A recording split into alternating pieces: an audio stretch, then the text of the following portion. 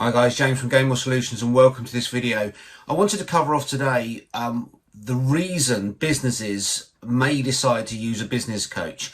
And from that I'm going to explore a couple of my own examples and take you through what happens in our business when we talk to potential customers about offering them help, support and services.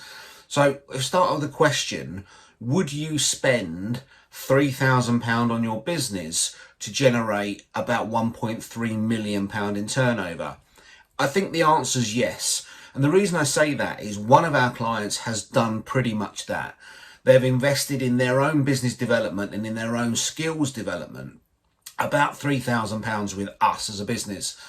And the skills and the techniques we've given them and the advice and the consultancy we've offered has helped them to generate about £1.3 million in revenue. And we've done that in about 4 months. Now, that's continuing to grow. So you may have heard me talk about 10xing a business. That's the business we're doing. We're at about 11.5%, 11.5 times xing that business at the moment. So it's a huge opportunity, and that's just using an outside business consultant like us to actively, positively help them.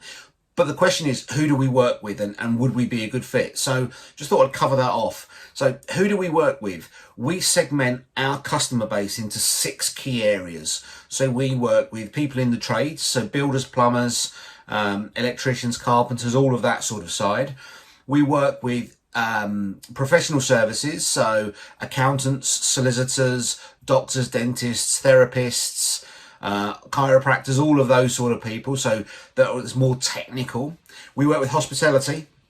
We work with hospitality brands, so event venues, restaurants, bars. We help them to grow their business. We work with brands, so a small number of brands that we've got in our stable where we're helping them to get into retail and start selling. And we work with agencies, so we work with marketing agencies, digital agencies to help them to acquire new customers and sell their services better. And then we also work with what we class as the SME sector, which is everything else that doesn't fall into those 5 sort of buckets that is a small business. Now, in order to establish whether or not the client, when they approach us or we approach them, is a good fit, they have to go through our buyer persona check. And for those of you that have worked with us in the past, you'd have understood that about how we go through the buyer personas, and we practice what we preach. So with our clients, we take them through understanding that they know who their buyers or their dream customers are. We do the same thing. And we have a list of 3 or 4 major things in our dream customer list that our prospects have to sort of adhere to, and they have to fit that model. And if they don't fit that model, it just makes it harder, and it makes the decision to work with them a little bit tougher for us to take. Now, the one thing to note is it doesn't always work that everyone we speak to, even if they want to work with us, that we actually work with them. There has to be a fit, and there has to be a fit that we know we can add value to their business. They can be open-minded to try new things at minimal risk, and we've got to like each other. And it's really important that the prospects that we talk to like us as a business and vice versa, because that's the first bit of communication you're going to have. If you don't like the person you're working with, it makes it harder. You may be the best fit for them, but if you can't engage with them or they can't engage with you, it's not going to be a marriage made in heaven. So what does that mean? So one of the things I noticed on a Facebook group last night I was in was that lots of people were talking about business coaches, business consultants, and everyone's jumping on the bandwagon saying, oh yeah, they're great at this, you need to just pick one and go with them. That's not right. You need to find the right person that fits you, and you need to have that open and honest conversation about what are your business challenges, where do you want to be, how willing are you to be open-minded to be challenged on what you've done before and find ways to improve it, and actually take some criticism. Now, a good coach, a good consultant will do that and work with you, find the common grounds and help you to develop your business. Hence how we go back to spending £3,000 to get £1.3 million in increased turnover. So the numbers in my business are quite strong. So 70% of those customers that we engage with, or prospects, sorry, that we engage with, actually become clients. So 70%, so 7 out of 10 people who we talk to about a service, we put them through a discovery call, we find common grounds, they become clients. So 7 out of every 10. 2 out of every 10 actively don't work with us, and it's their choice.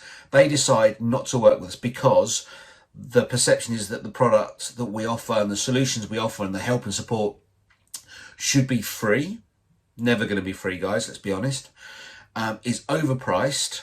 Well, again, I go back to the spend 3,000 to get 1.3 million. Now that's an anomaly, but even so, that's the power of a good business consultant, a good business coach. It should be cheaper. And again, I talk about if you've been on the dream customer sort of process, if you've been on the pricing process or seen the pricing training, you'll know full well that price and quality are completely related. Or the third option that we get is that actually we don't need this, we can fix it ourselves. Well, my challenge to that in that 20% of people who don't work with us is, don't work with us through their choice, is that if you could do it yourself, why are you having this conversation with me now? So 70% of people work with us, 20% decide not to, their choice, no problem with that at all. 10% we reject.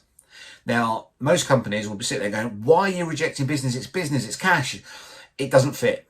And it doesn't fit because the owner of the business is not open-minded, or the path they want to tread is not right for us to help them. We might not have enough experience in that sector. It might be that what they want to do ultimately is going to drive the relationship and we don't think that's the right thing to do. Or we just don't get on. There isn't that connection.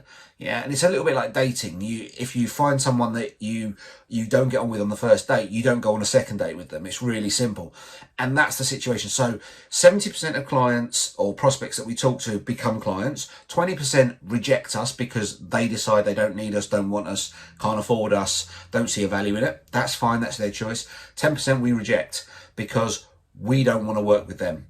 And that's the right thing to do. So any business consultant who has taken on everybody, especially when they're not having some sort of early interaction with them to find out the challenges, what you want to achieve, and be credible with you, shouldn't be working with you. It's really simple. Yeah, there's no long-term relationship there, and that's what we're about.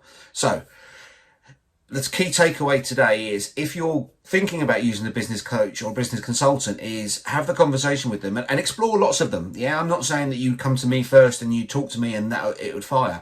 Go and talk to other people. Explore the market.